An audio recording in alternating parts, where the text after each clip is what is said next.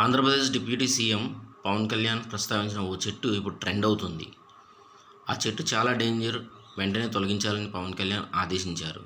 దీంతో అందరూ ఈ చెట్టు గురించి చర్చించుకుంటున్నారు.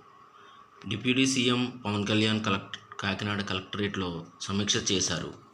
ఈ సందర్భంగా స్థానికులు కోనోకార్పస్ అంటే ఏడాకుల చెట్ల గురించి పవన్ దగ్గర ప్రస్తావించారు. అటవీ శాఖ సమీక్షలో ఈ అంశంపై వివరించారు. ప్రజల ఆరోగ్యం దృష్ట్యా వాటిని వెంటనే తొలగించాలని పవన్ కళ్యాణ్ ఆదేశించారు. ఈ కోనోకార్పస్ చెట్లను గతంలో తన ఫామ్ హౌస్లో పెంచానని, అయితే వాటితో చాలా ప్రమాదం అని తెలిసి తొలగించానన్నారు పవన్ కళ్యాణ్. కాకినాడలో మొత్తం 4602 కోనోకార్పస్ చెట్లు ఉన్నట్లు గుర్తించారు అధికారులు. ఈ చెట్లను దశలవారీగా తొలగించాలని డిప్యూటీ సీఎం అధికారులకు సూచించారు.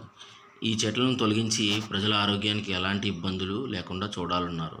పవన్ కళ్యాణ్ ఆదేశాలతో అధికారులను చెట్లను తొలగించేందుకు సిద్ధమయ్యారు.